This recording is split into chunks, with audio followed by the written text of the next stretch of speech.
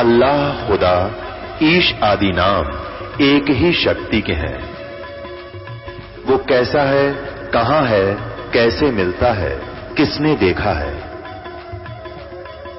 ये प्रश्नवाचक चिन्ह पूर्ण रूप से हटाने के लिए अवश्य सुनिए जगत गुरु तत्वदर्शी संत रामपाल जी महाराज के अमृत वचन, सर्व पवित्र धर्मों के पवित्र शास्त्रों के आधार पर।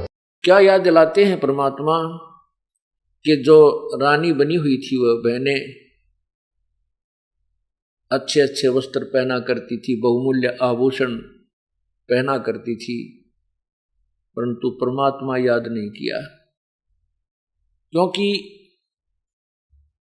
राजा लोग अपनी बेइज्जती समझते हैं कि हमारी बहन बेटी या पत्नी, माँ बहन कोई किसी अन्य स्थान पर जावे तो उसकी हो जाती है। अपनी इज्जत समझते हैं बहन बेटियों को, कारों और कोठियों में रखने का, उन्हीं में चलने की, इस प्रकार की उनकी व्यवस्था वो आप ही बनाए रहते हैं। और सत्संग में आए बिना इस जीव को ज्ञान नहीं होता तो जो कर्म कर रहा है ये कहाँ तक ठीक है और कहाँ तक अनुचित है। सत्संग में आने से वो रानी, वो बहनें जो अन्य भी साहूकारों की बेटी बहन स्त्रियां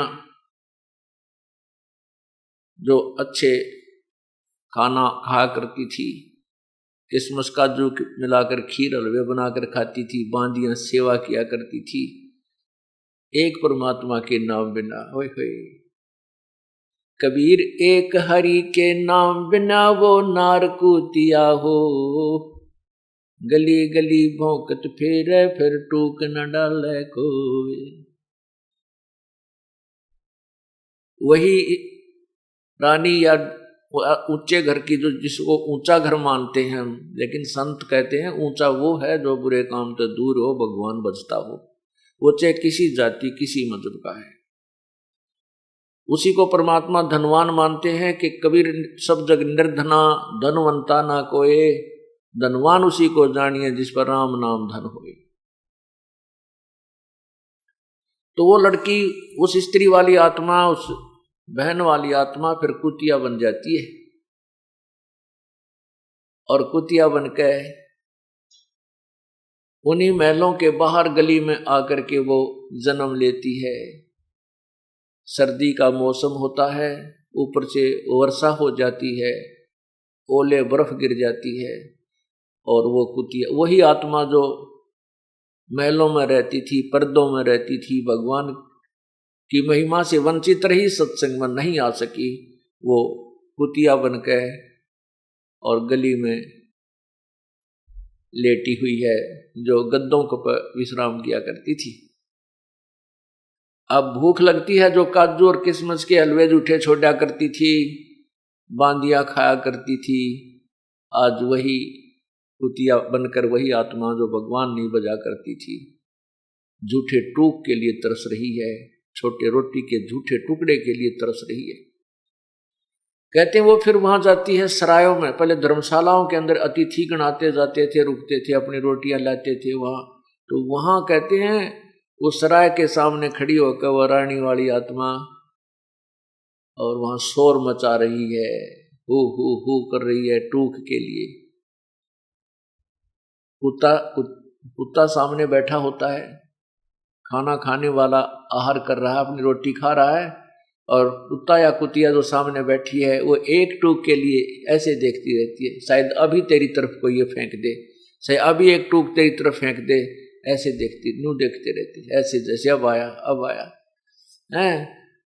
लेकिन वो तो उसकी मर्जी है, कब याद आ उसके, अभी सामने कुत्ता बैठा टूक डाल दे ना डालूं, एक ऐसा ने कमा वो खाकर रोटी डाट कर छालना चाल पड़े, टूक भी ना डाले।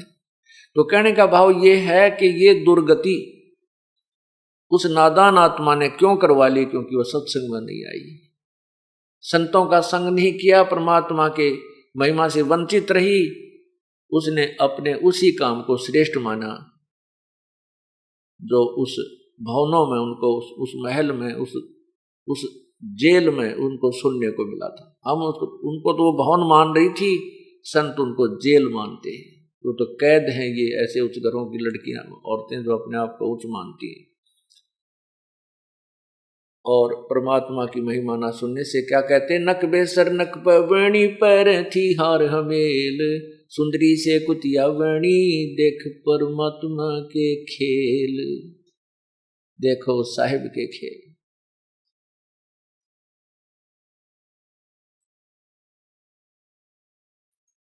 इसलिए प्रभु याद दिलाते हैं,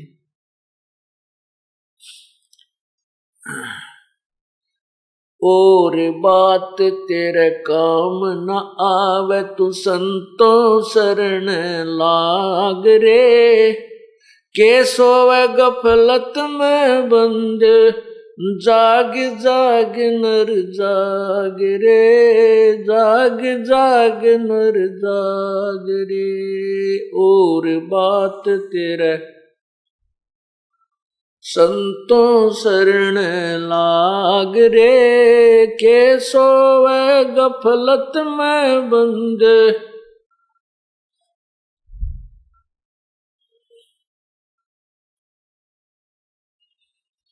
इस तन सराय में जीव मुसाफिर करता रहे दिमाग रे, तन सराय में जीव मुसाफिर करता रहे दिमाग रे, रात बसेरा कर ले डेरा चले सवेरा त्याग रे, चले सवेरा त्याग रे। और बात तेरे काम न आवे,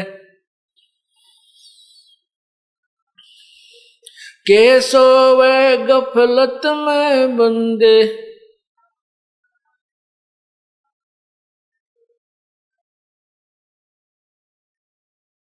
उमदा चोला बन अनमोला, लगे दाग पे दाग रे, उमदा चोला बन अनमोला, लगे दाग पे दाग रे।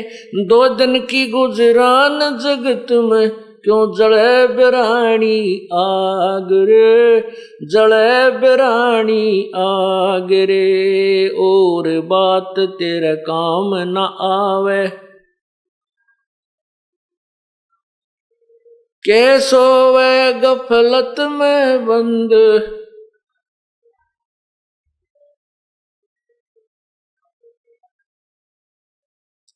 और बात तेरे काम न आवे तू संतों शरण लाग रे, के सोवे गफलत में बंद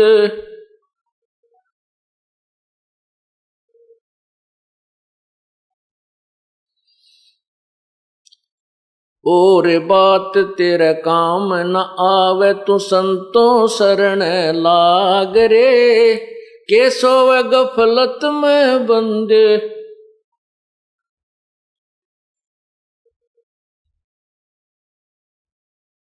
भाई हर सुमरे सो हंस कवावे, कमी करो दी कागरे। हर सुमरे सो हंस कवावे, कामी करो दी कागरे। बोरा नबर में विष के बन में चल बेगमपुर बाग रे, चल बेगमपुर बाग रे। और बात तेरा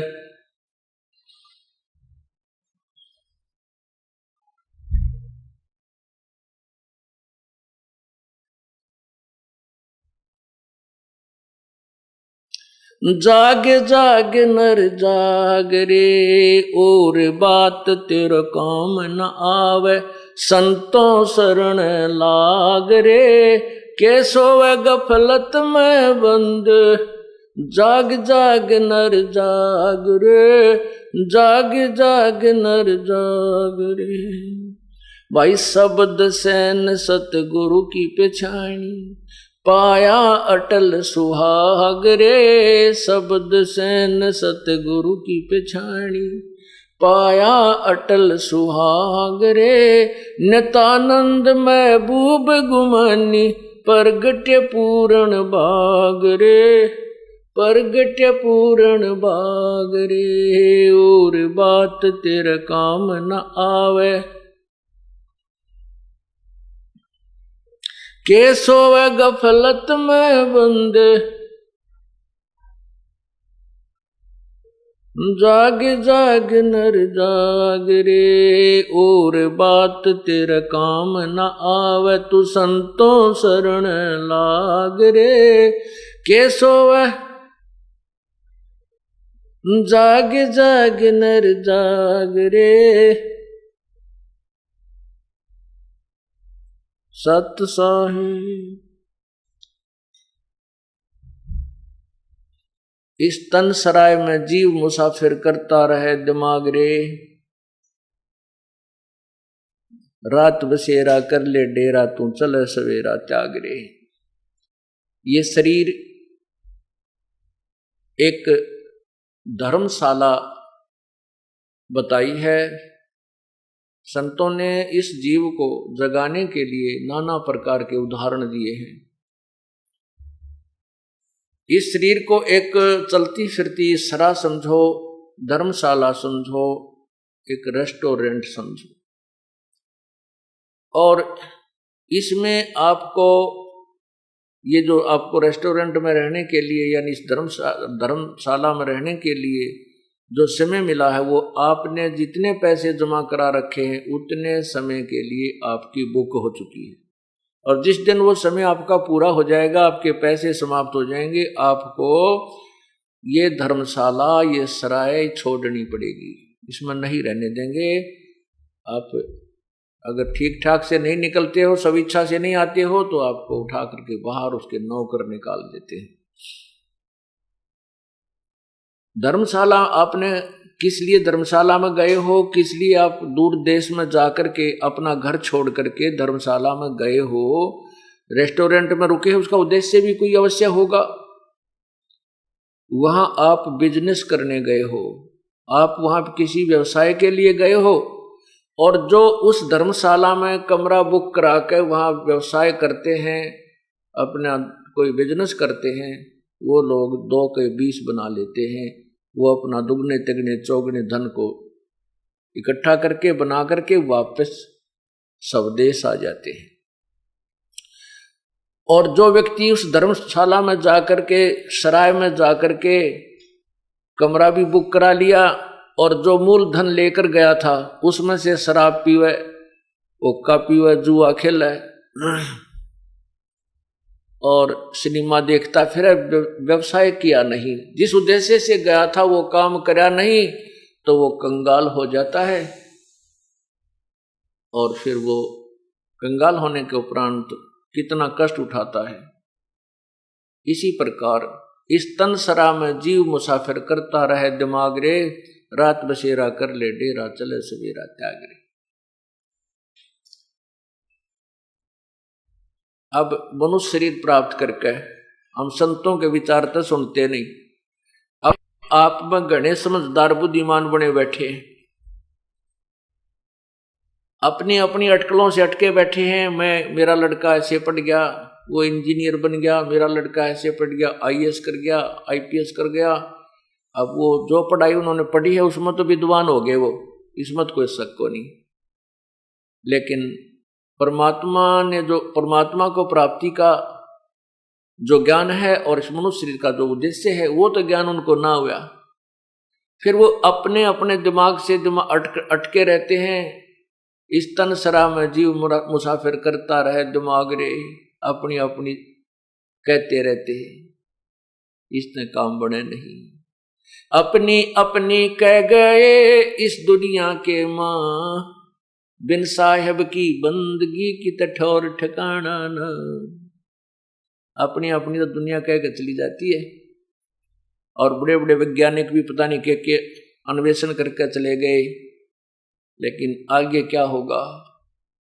जो परमात्मा की भक्ति नहीं करते थे और जो ये AC बना कर चले गए, जहाज बना दिए, ये उन को नहीं मिलना है। वतना बेरा कि तक कुत्ते और गधे की जुनी में गए होंगे, क्योंकि परमात्मा की भक्ति उन्होंने करी नहीं। इस प्रकार इस तन सराय में जीव मुसाफिर करता रहे दिमाग रे, यो रात बसेरा, ये पूरा जीवन आपका एक रात्रि समझो। इस धर्मशाला में आप अपना टाइम पास कर रहे हो। और जब ये जीवन अंत होगा, आपके शरीर का अंत होगा, जब आप शरीर छोड़कर जाओगे आपका सवेरा होगा। ये एक स्वप्न होगा।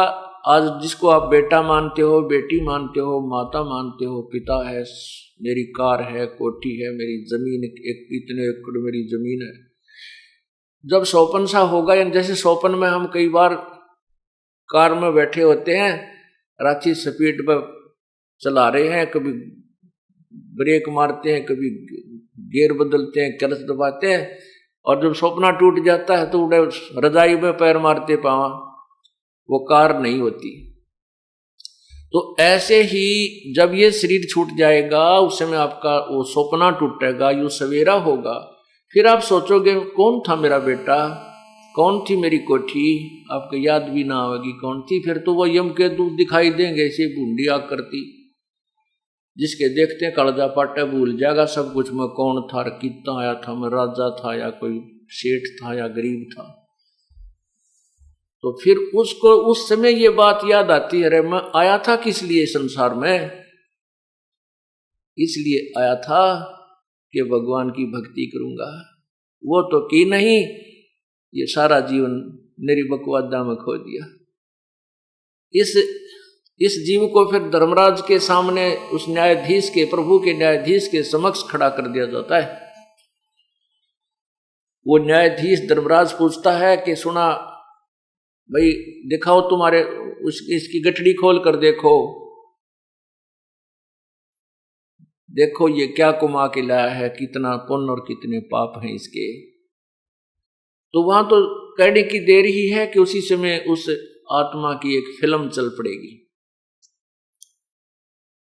तो वो क्या देखते हैं, धर्मराज कहता है, अरे नालायक, जब तू यहां से गया था क्या कह रहा था कि हे भगवान मुझे एक बार मनुष्य शरीर दे दो, मैं आपकी भक्ति करूंगा, परमात्मा बजा करूंगा, कोई बकवाद नहीं करूंगा, ना शराब मांस तम्बाकू नहीं पीऊंगा, चोरी ठगी जारी नहीं करूंगा, मैं नेक नीति से आपको याद किया करूंगा प्रभु।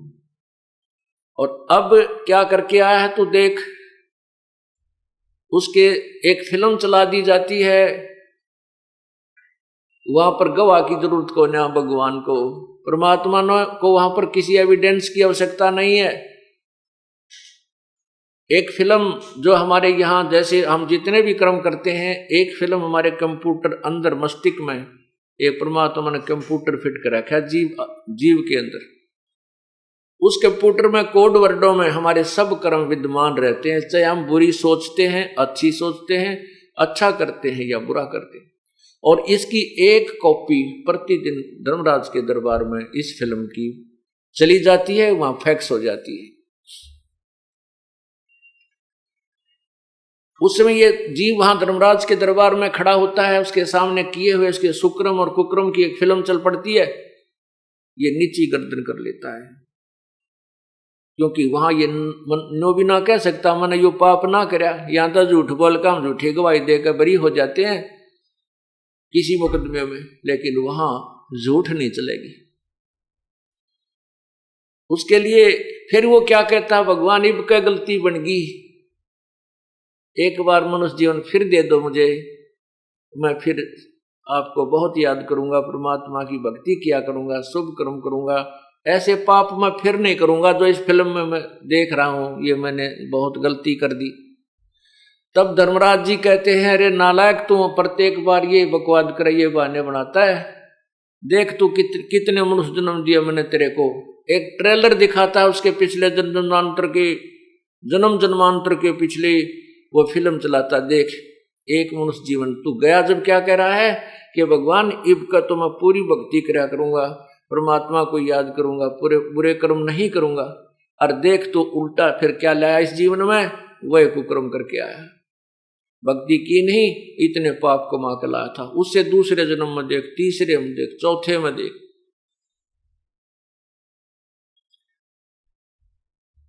फिर उसको कहते हैं कि चल बेटा अब तो तू गधा बन, फिर कभी तुझे मनुष्य शरीर प्राप्त होगा, फिर देख लेंगे के कला तोड़ेगा तू। पुण्यात्माओं, आज हमें यह मनुष्य शरीर मिला है, सभी सदग्रंथ और सभी संतों की जो विचार हैं जिन्होंने परमात्मा पाया है, वो सभी ये कह रहे हैं कि मानुष जन्म दुर्लभ है, भाई मिले न बारंबार। और जैसे तरवर तो पत्ता टूट जाओ फिर नहीं लागे डर। ये मनुष्य जीवन तो आपके हाथ से ऐसे छूट जाएगा, जब ये शरीर छूट जाएगा तो जैसे पत्ता वृक्ष से टूट के गिर जाता है, पुनः स्थापित नहीं किया जा सकता उसके ऊपर, वो व्यर्थ हो लिया, वहां से खत्म हो चुकी उसकी स्थिति, उसका संबंध ही नहीं रहा उससे। इसी प्रकार मृत्यु के उपरांत ये प्राणी यहां से चला जाता है, इस परिवार से, उस शरीर से उसका फिर लिंक नहीं रहता। फिर तो कभी फिर मनुष्य जीवन उसको प्राप्त होगा, और फिर ना क्या पता कोई संत मिले ना मिले, कोई तत्वदर्शी संत मिले, और मनुष्य जीवन भी हो जाए, तत्वदर्शी संत ना मिला तो फिर डले ढोकर चले गए, फिर भी ये व्यर्थ रहा।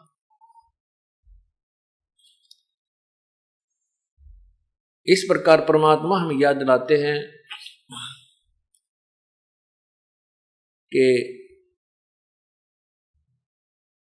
उमदा चोला बना अनमोला, ये लगे दाग पे दाग रे, या 2 दिन की गुजरान क्यों जले बिरानी आग रे।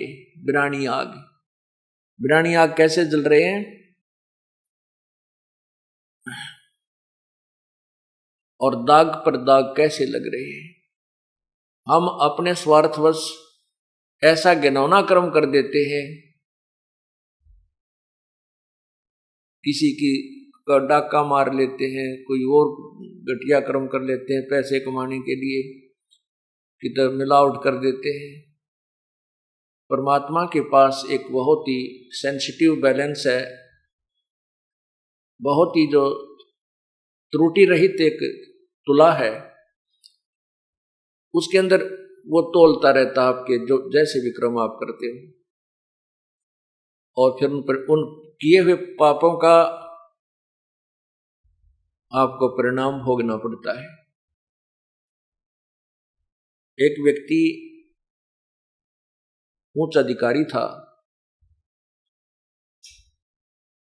उसने एक उच्च पुलिस अधिकारी था, उसके पास एक विधवा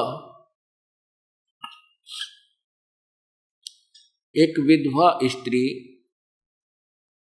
दरखास्त लेकर गई, प्रार्थना लेकर गई कि मैं बचपन, मेरा एक ही लड़का हुआ था, मैं विधवा हो गई थी, मेरे 18 एकड़ जमीन मेरे जो यहाँ के हकीकी अर्थात इस मेरे देवर जेठ आदि प्रयोग करते थे, मुझे उसमें से कुछ हिस्सा दे देते थे। मैं अपने घर पर पीहर में अपने माता पिता की वहां रह रही थी, वहीं पर मैंने अपने बच्चे को पढ़ाया लिखा बड़ा किया है, पाला पोसा है। अब ये जवान हो गया है और मैं अपनी जमीन मांगने के लिए, प्राप्त करने के लिए उन देवर जेठों से कहा, प्रार्थना की तो उन्होंने मना कर दिया, कृपा मेरी जमीन मुझे दिलवाएं। अब उस बड़े अधिकारी ने उस स्त्री से कहा, उस बहन से कहा कि आप दरखास्त दे जाओ, मैं इंक्वायरी करता हूं। उसने उसकी इंक्वायरी करवाई तो उसको पता चला कि उनके अभी कब्जा नहीं हुआ था। कुछ एक ऐसा नियम है कि इतने वर्षों तक उसके नाम चल पड़े दूसरे व्यक्ति के तो उसके कब्जा माना जाता है, फिर वो मालिक उसको ग्रहण नहीं कर सकता। उस अधिकारी को ने पता करवाया कि उस पर कोई कब्जा नहीं है और आसानी से उसको छुड़वाया जा सकता है। अब उस अधिकारी के मन में लालच आ गया कि 16-17 एकड़ जमीन है, कई लाखों रुपए की है, और इस स्त्री के पीछे कोई अप्रोच का आदमी भी नहीं है।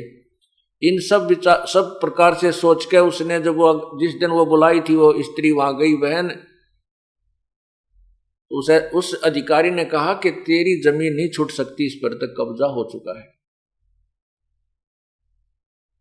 हाँ, मैं तुझे ऐसा कर सकता हूं कि उनसे 10-20 हजार 50 हजार रुपये दिला सकता हूं, नहीं तो वो भी नहीं मिलेंगे। उसमें 10-20 हजार 50 हजार रुपये बहुत होते थे, और वो करोड़ों की जमीन थी तो उसको 20-30-50 हजार रुपये में राजी करके और तहसील में उसके अंगूठे लगवा कर रजिस्ट्री अपने नाम करवा ली, अपने बच्चों के नाम, अपने बेटे के नाम करवा दी।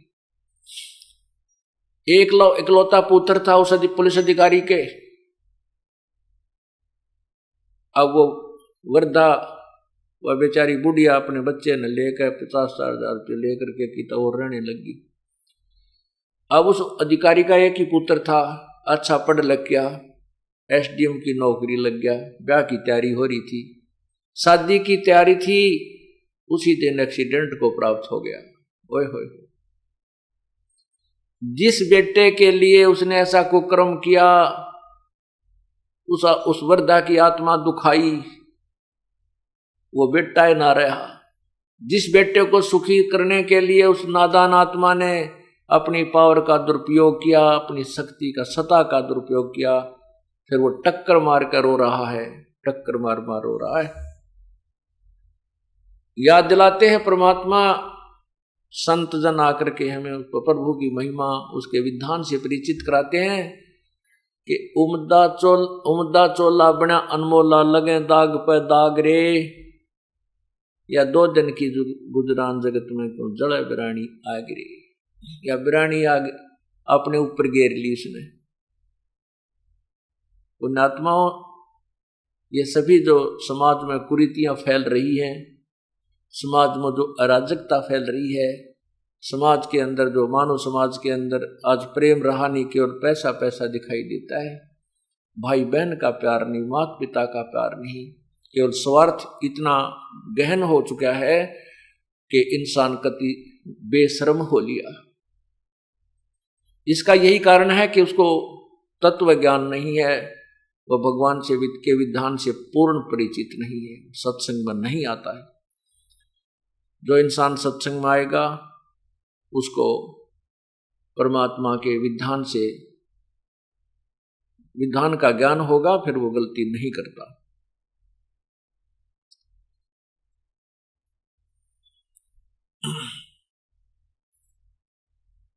फिर बताया है कि हर सुमरे सो हंस कहावे, कामी क्रोधी कागरे।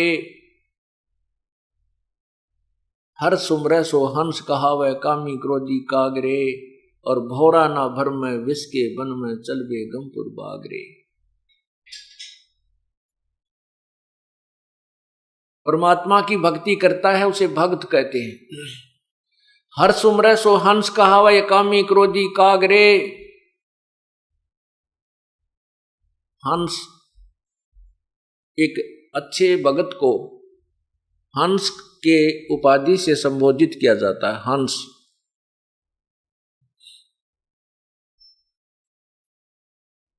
हंस किसे कहते हैं? एक पक्षी होता है हंस, सफेद बुगले जैसा ही होता है, और उस हंस के अंदर एक गुण होता है कि उस किसी पात्र में आप दूध और पानी जल मिलाकर डाल दीजिए, हंस जब दूध को उसको पिएगा तो दूध को पी लेता है और जल को छोड़ देता है, दूध और पानी को भिन्न भिन्न कर देता है, दूध और पानी का छान लेता है, यानी अच्छी वस्तु को ग्रहण कर लेता है, जो उसको आवश्यक नहीं उसको छोड़ देता है, पात्र में रह जाती है। एक ऐसा परमात्मा की दया से उसके अंदर गुण है, वैसी उसके शरीर की व्यवस्था प्रभु ने बनाई है। और हंस में दूसरा गुण ये होता है कि वो एक ही सरोवर पर बुगला भी होता है, जो मछलियां खाता है, कीड़े खाता है, घोंघे खाता है,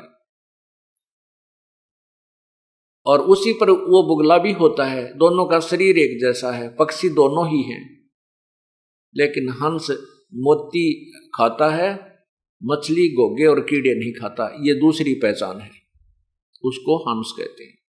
इसी प्रकार ये मनुष्य शरीर उसका भी है जो चोरी करता है, डाके करता है, मारता है, ठगी करता है, 2 के 20 बनाता है, रिश्वत लेता है, शराब पीता है, मांस खाता है, जीव हिंसा करता है, वो भी मनुष्य है। और जो सत्संग में आते हैं, बुराई से दूर हो गए हैं, परमात्मा की राम नाम की मोती ही उनको अच्छी लगती है, परमात्मा की महिमा ही उनका आहार होता है, वो बुराई नहीं कर सकते, ये उनका पहचान होती है। उन्होंने दूध और पानी को छान लिया है, उनको नीर खीर को छान लिया उन्होंने, वो हंस कहलाते हैं, वो भक्त कहलाते हैं। जैसे आपने नीर खीर को कैसे छाना है कि भक्ति नहीं करेंगे तो हम दुर्गति को प्राप्त हो जाएंगे। मनुष्य शरीर बार बार नहीं मिलेगा, और मनुष्य शरीर नहीं मिलेगा तो अन्य प्राणियों में हमें बहुत कष्ट होंगे। जैसे अभी आपने सुना कि एक कुत्ता, वो वही मनुष्य, वही आत्मा जो पहले मनुष्य थी फिर कुत्ता बनकर कितना कष्ट उठाती है।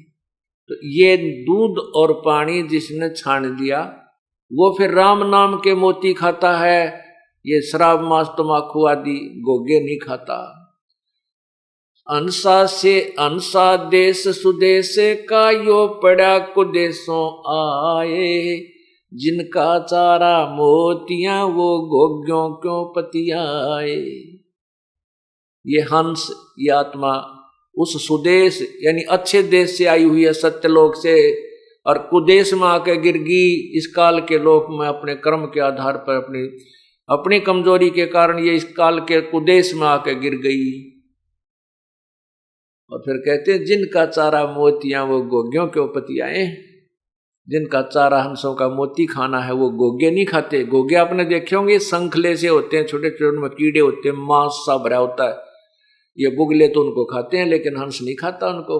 और ऐसी एक सीप होती है, शंख जैसी एक सीप होती है, उसके अंदर से मोती निकलते हैं, वो मोती खाते हैं, उस शंख के मांस को नहीं खाते।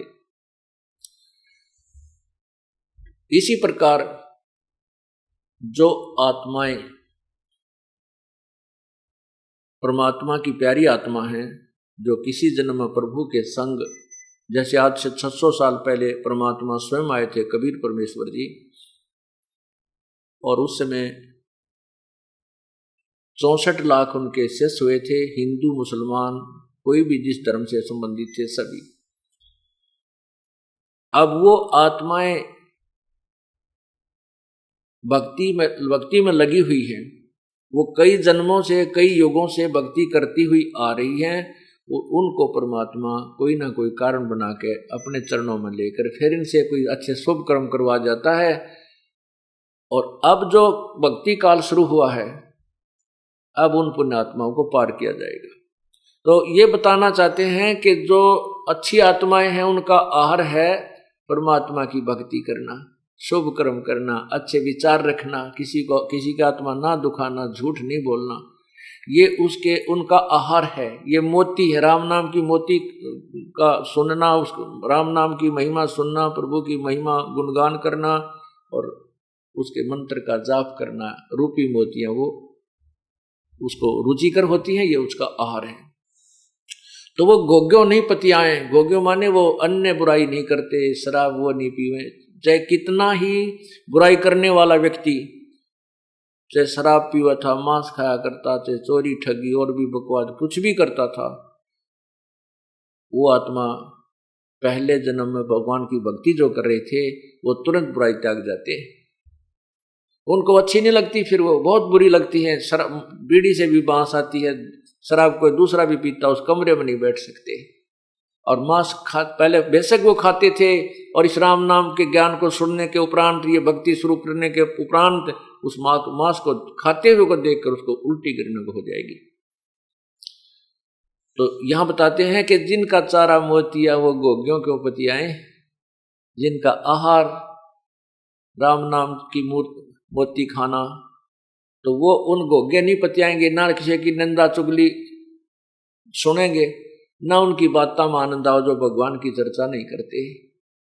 जिसके अंदर भक्ति प्रवेश होगी तत्व ज्ञान के आधार से, वो चाहे कितना प्यारा रिश्तेदार हो, वो भी आपने बुरा तो नहीं लगेगा, लेकिन उसके साथ बात करना जी घड़ी को ना करे। ज्यादा समय तक उससे आप बात नहीं कर सकते, क्योंकि उसके अंदर जो बात निकलेंगी वो आपको स्वीकार्य नहीं होती, आपकी और उसकी तालमेल मिले को नहीं। आप चाहोगे कोई भक्ति की चर्चा करे, वो उठा के लाओगा, मेरा लड़का न्यू हो गया, उस लड़का ने उसके इतने नंबर आ गए, उसको वहां दाखिला दिवाऊंगा। एक बात क्या रट्टा 1 घंटे तक लगा रहे। अब उस रिश्तेदार को ये भी नहीं कहा जा सकता भाई तू चला जाए यहां से। वो तो एक दिन रुक गया, 2 दिन उसकी मौज है, लेकिन अब आप उसकी पहले की तरह सुर में सुर नहीं मिला सकते। पहले हम क्या करते थे, पहले रिश्तेदार अपनी गाथा गाता, वो बंद हो जाता जब हम अपनी सुनानी शुरू कर देते हैं, फिर कोई और बात चल पड़ती, फिर कहते ले आ बोतल गुट्टी लावांगे, यानी वो बकवाद बाया करती थी। अब राम नाम शुरू होने के बाद ये ज्ञान प्रारंभ हो गया, ये भक्ति शुरू कर दी, तो फिर हमने उनकी बातें अच्छी नहीं लगती, ना वो शराब पीवें हम, ना उनका सहयोग दें। पहले तो वो रिश्तेदार कुछ देर तक ऐसे बातें लगाएगा, फिर जब आप समझ जाओगे कि यो मेरी बात सुनता नहीं, उसके लिए क्या तरीका है उस रिश्तेदार को चुप कराने का, भगवान की चर्चा शुरू कर दे। जब वो अपनी सारी रामायण गा ले, फिर अपनी कथा शुरू कर दे कि इब का सत्संग में आइयो, बरवाड़ा में सत्संग होगा, ये तारीख है, एक वो रखो साथ में पूरी डिटेल अपने पूरे साल की, वह पकड़ा दे कि ये ले लो, इस अगले इस तारीख को सत्संग है, वहाँ आइयो, हमारे गुरुजी ये बताते हैं, हमारे गुरुजी ये बताते हैं।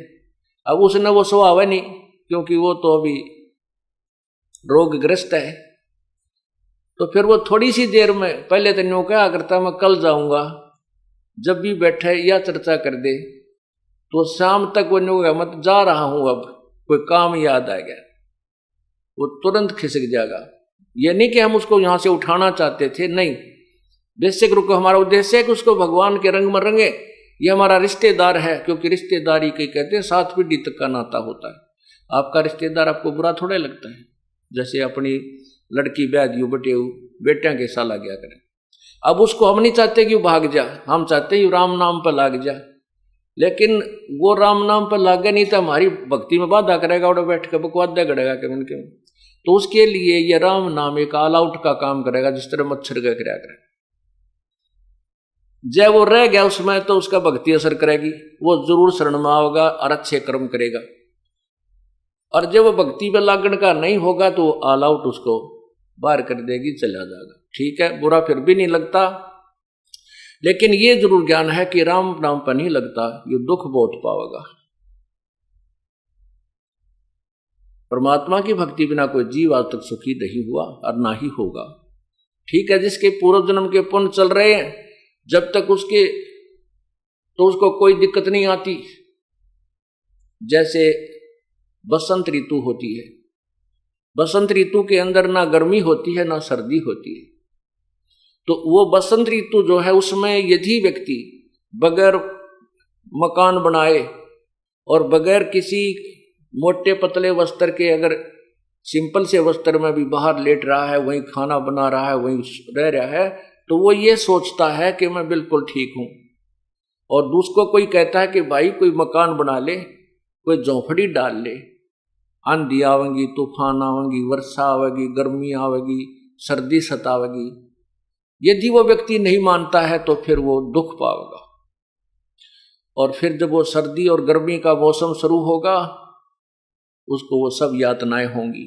इसी प्रकार जिन प्राणियों के आज पुण्य चल रहे हैं, उनके पास कार भी है, कोठी भी है, बढ़िया उनकी अच्छी नौकरी है, कोई राजा बना है, कोई मंत्री बना है, कोई कुछ बना है, उनको हम कहते हैं भाई राम नाम की झोपड़ी डाल ले, ये बसंत का मौसम सदा नहीं रहेगा, ये पुण्य कर्मों रूपी बसंत सदा नहीं रहेगा, ये पाप रूपी कर्मों की गर्मी भी आवेगी जेठ की, और उस समय तुझे लेने के देने पड़ेंगे। तो वो नहीं मानता है तो उसको वो कष्ट उठाना ही पड़ेगा। ठीक इसी प्रकार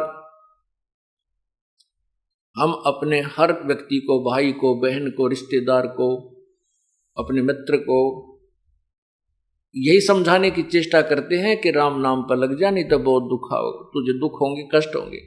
वो कहता है मैं मौज माच रही है मेरी, तो क्या दिक्कत है, सब ठीक है, लेकिन ये सदा नहीं रहेंगे। परमात्मा कहते तू जाने मेरी ऐसे डबेगी, हरदम लेखा भरना रे, ये तो एक एक श्वास का हिसाब किताब है। तो इस प्रकार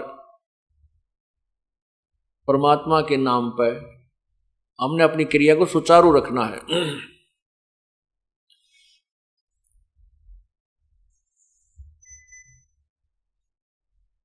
अब ये बताया कि इस हर सुमरे सो हंस कहावे, कामी क्रोधी कागरे, अब हम हंस पदवी पर हो गए, हमने ये और बातें अच्छी नहीं लगती। फिर परमात्मा ने बताया है, संतों ने बताया है कि भंवरा ना भर में इस विष के बन में, चल बेगमपुर बागरे। चल बेगमपुर बागरे। अब ये जो सत्संग शुरू होगा इस बेगमपुर के ऊपर होगा, शेष जो सत्संग होगा। बेगमपुर किसे कहते हैं? जहां कोई गम नहीं, कोई दुख नहीं, बेगम। वो सतलोक, उसी को सचखंड कहते हैं। भंवरा कहते हैं इस आत्मा को, इस जीव को भंवरा कहते हैं। ये इस काल लोक रूपी बाग में, विष के वन में, इन विषय विकारों के वन में घूम रहा है। कभी कोई चस्का ले रहा है, कितना गुट्टी लाने का, कितना हुक्का पीने का, कितना सुल्फा खाने का पीने का, कितना अफीम खाने का, और कितना सिनेमा देखने का, कितना और बकवाद करने का। कहते हैं भंवरा ना भर में इस विष के वन में, इस जहर के वन में मत घूमे, चल बेगमपुर बागरे। बेगमपुर उस लोक में, पुर माने स्थान, बेगम जहां कभी कोई गम नहीं, कोई दुख नहीं। शंखों लहर मेर की उपज, कहर नहीं जा कोई, दास गरीब अचल अविनाशी, सुख का सागर सोई।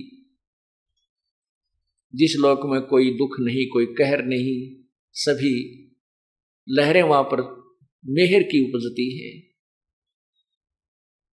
जिस प्रकार जीवन में दिन में या 2-4-10 दिन में कभी एक बार एक ऐसी थोड़ा सा समय आता है, इतनी दया भर जाती है दिल में, कोई भी बुरा नहीं लगता।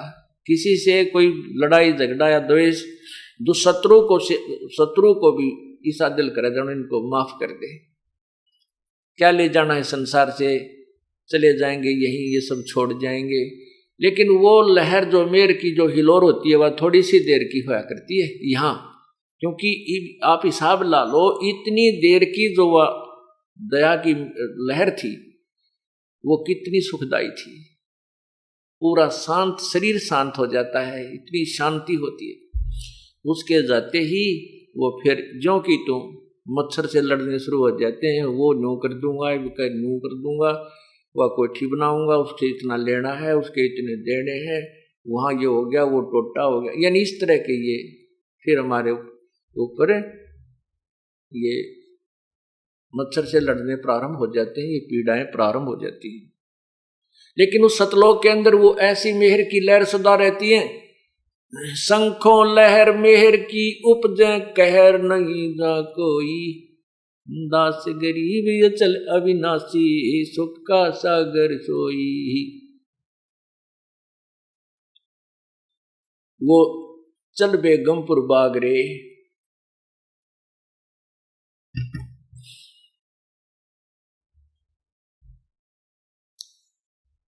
आगे बताया कि शब्द सैन सतगुरु की पहचानी,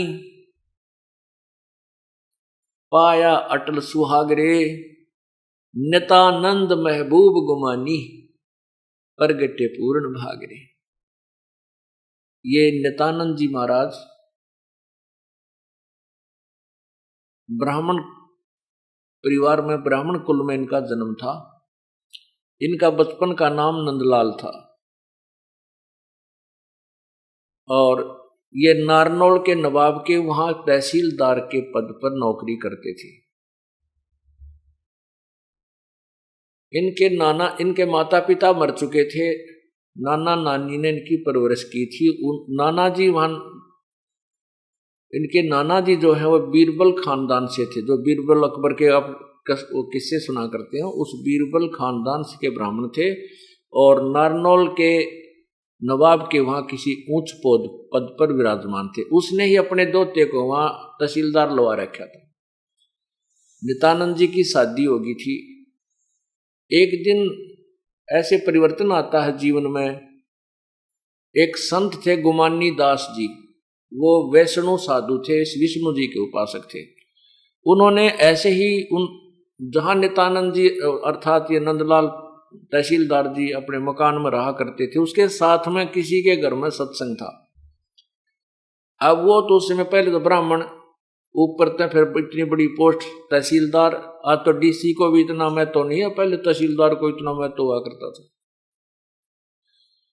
तो दूसरे के घर में जाओ तो अपनी बेइज्जती मानना। उधर से परमात्मा की महिमा के वचन उसके कानों में गिरे, क्योंकि वो पुण्यात्मा थी। तो एकदम वो फड़क के छत पर आ बैठा, वहां कुर्सी डाल कर बैठ गया छत पर। गर्मियों के दिन थे, सारा सत्संग सुना। शेष रात उसने नींद नहीं आई। अब उस नित्यानंद जी ने सोचा, नंदलाल तहसीलदार जी ने सोचा कि भाई मैं फिर उन्होंने पता करवा लिया कि महात्मा कहाँ रहता है। पता चला कि यहाँ आधा किलोमीटर 1 किलोमीटर दूरी पर जंगल में इसका आश्रम है। तो नित्यानंद जी ने सोचा भाई नाम तो लेना पड़ेगा, परमात्मा की भक्ति के बिना तो जीवन बर्बाद हो जाएगा। वो उद्देश्य मन में सोच कर फिर ये डरे, शर्म आवे कि वहां नगरी के लोग बैठे पाओगे, न्यो कहेंगे भाई एक तहसीलदार वहां गया और ब्राह्मण होकर दूसरों के पास चरण छूता है, या मान बढ़ाई साथ में मरोड़ी लाग रही। लेकिन उस पुण्य पिछले जन्म के भक्ति के प्रभाव ने नहीं टेकन दिया उसको।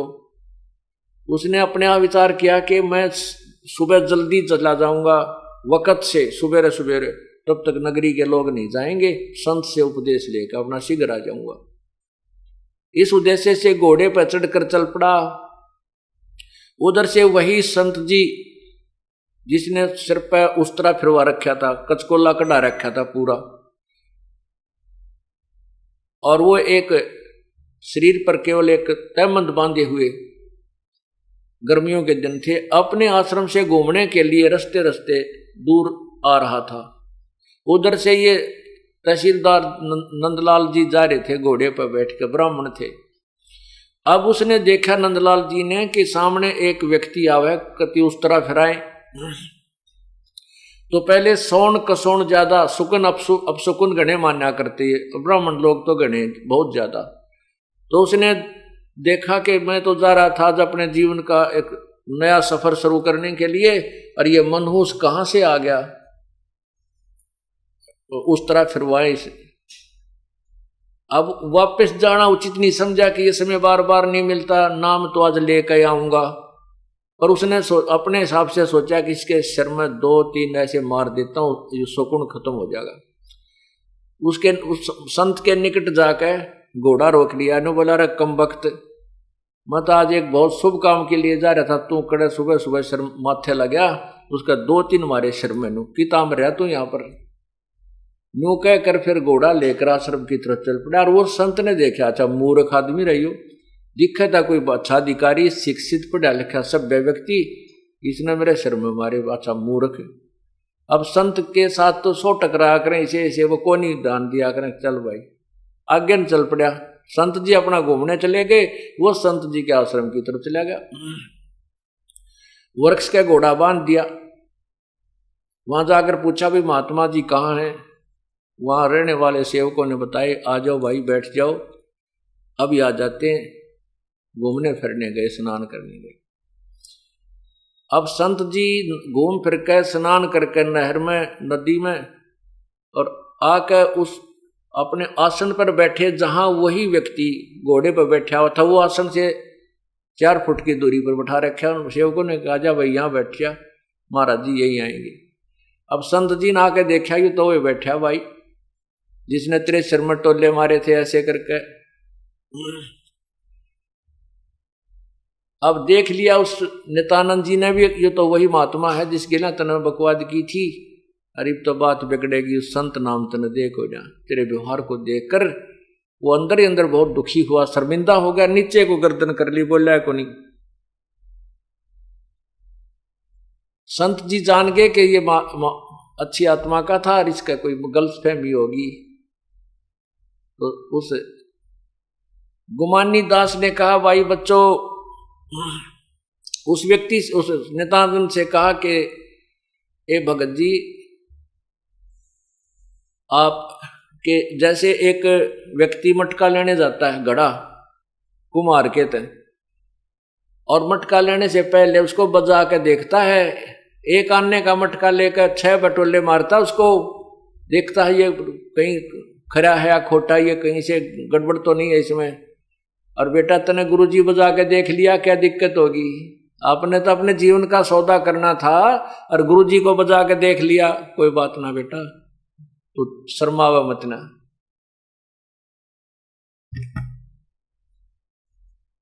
नित्यानंद जी और नंदलाल जो तहसीलदार जी थे, महात्मा के चरणों में गिर गए कि हे दीनदयाल, आप सचमुच दयालु हैं, आपने मुझे माफ कर दिया। नहीं, मेरा ये दुष्कर्म माफ करने अक्षमा योग्य नहीं था। उनको उपदेश दिया।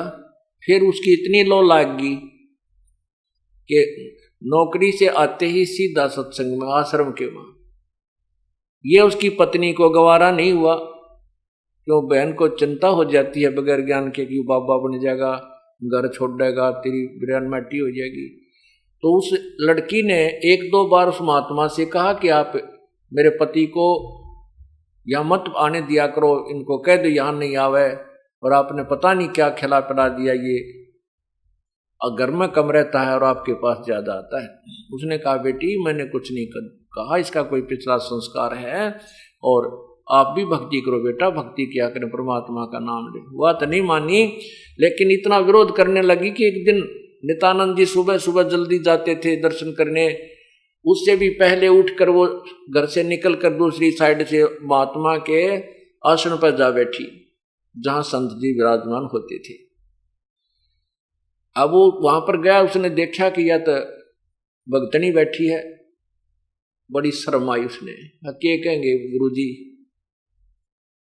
तो वो इतने में गुरुजी आ गए महात्मा जी से। उस लड़की ने बहुत बुरा भला कहा।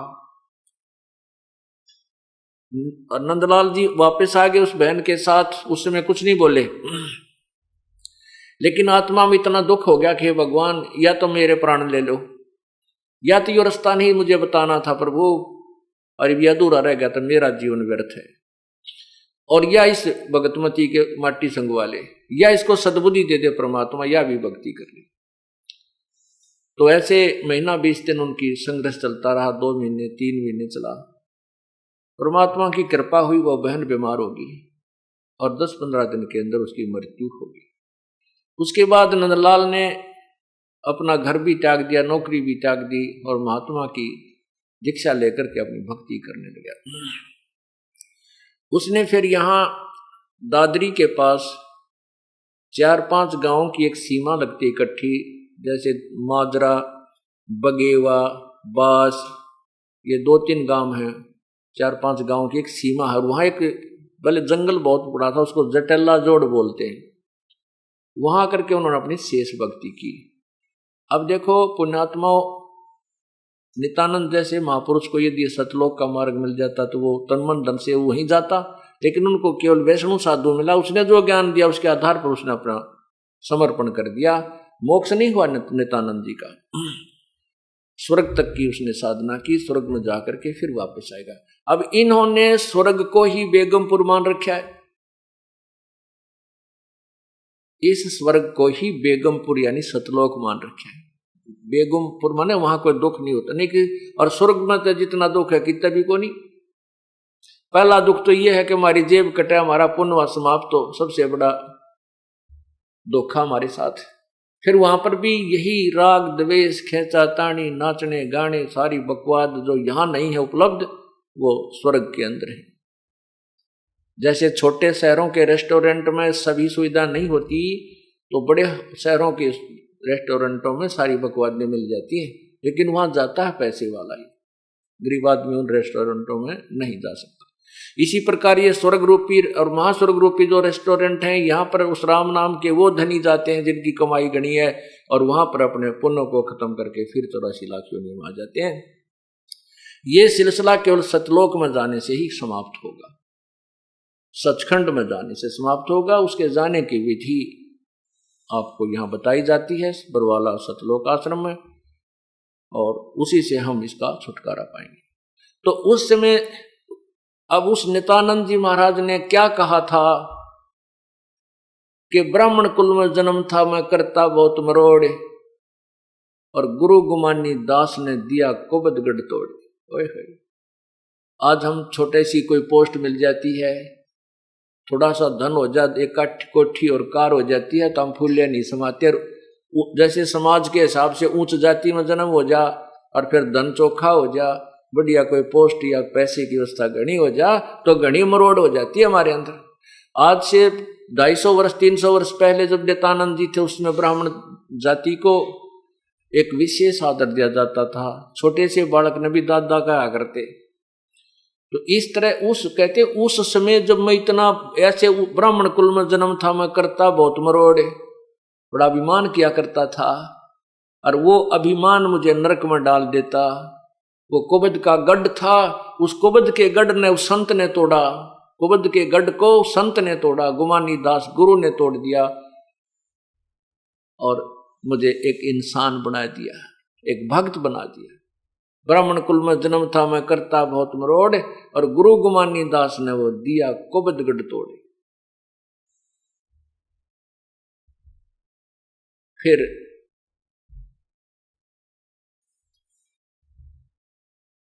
वो नित्यानंद जी अपनी जैसी साधना की वो अपने करके चले गए। उससे हमने सभी ने ये शिक्षा लेनी है। अब देखो, एक बच्चा किसी कोर्स में दाखिला ले रहा है, प्रवेश पा लिया, एक ने किसी कोर्स में पा लिया, जो जैसा कोर्स करेगा उसको वैसा ही बेनिफिट मिलेगा। तो हमने पूर्ण परमात्मा की प्राप्ति करनी है, उसके लिए जो ट्रेनिंग, उसके लिए जो कोर्स है, वो इस सतलोक आश्रम बरवाड़ा और क्रोथा में कराया जाता है।